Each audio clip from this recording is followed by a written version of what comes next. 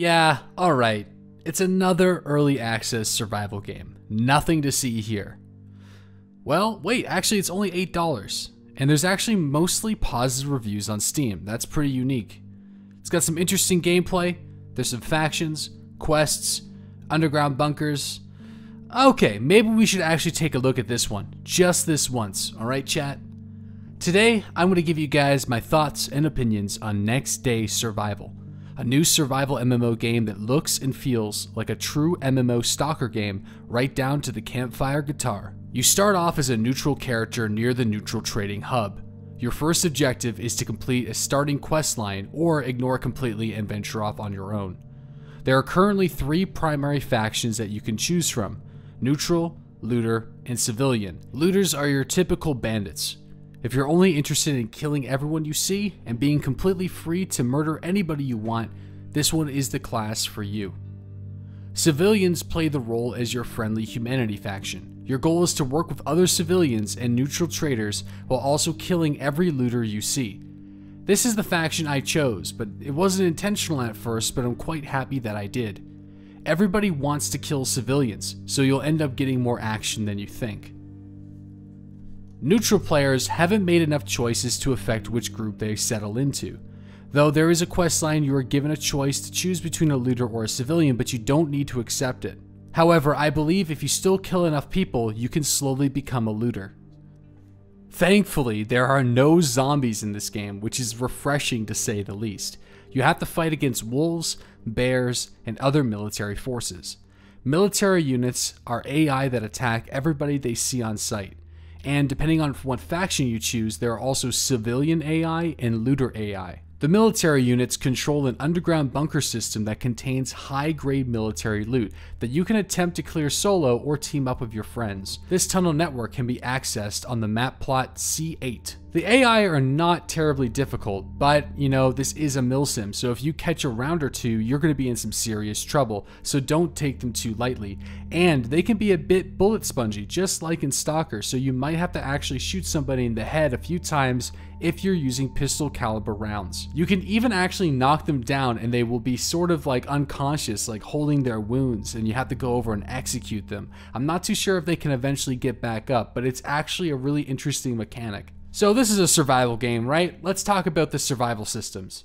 You have your standard food, water, and health, as well as some basic illnesses like the common cold, which can kill you if you do not treat them correctly. Players will quickly learn that the elements are no joke in Next Day. As a new character, be prepared to be sitting next to a fire, because when you spawn into the game, you're only going to be spawning in with a shirt, no pants or a jacket, and if it's nighttime, you're going to be instantly going hypothermic. There are multiple medical items in the game that can be used to cure a variety of illnesses and provide health to the character. And in the current game, you are unable to rip up clothing to create bandages, making it brutal at times if you get bit by a wolf, a bear, catch a bullet, and you're out in the wilderness without a bandage. Sadly, you're almost certainly going to die. But if you die, it's not the end of the world. You can store your loot at the settlements surrounding the map. These stashes are not global though, meaning that if you want to take an item from one stash to another, you have to haul it yourself, which is a really interesting idea.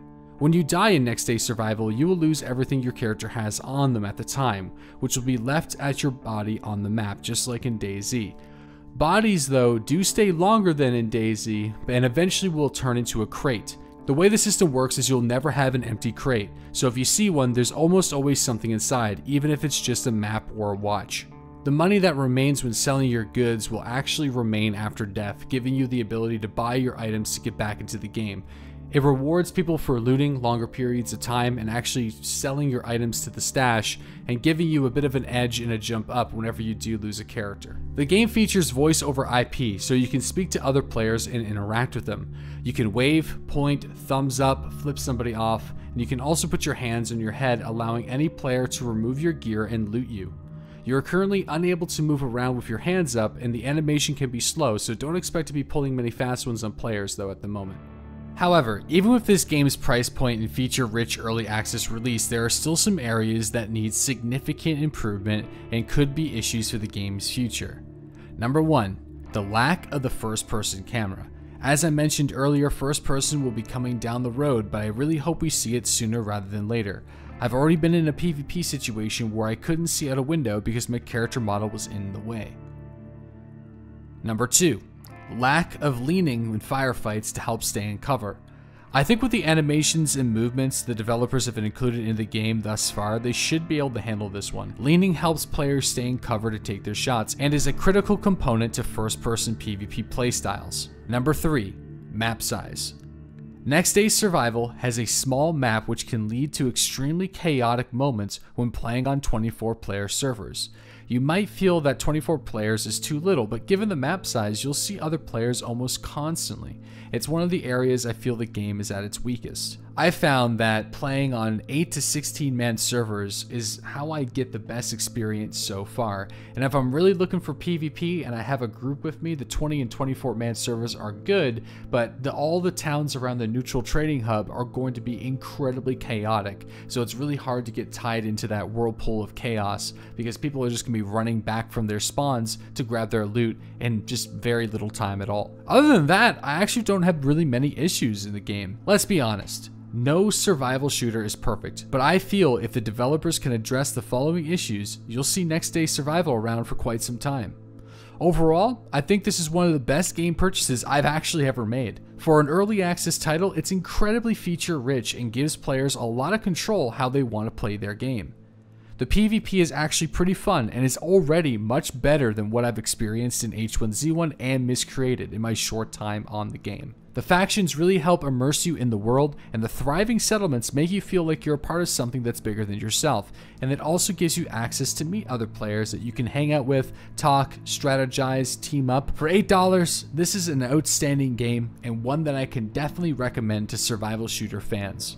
You don't really have much to lose here, and I think this game has a bright future. So if you got $8 around, you'll probably get your money's worth before you can really grasp the concepts of this game.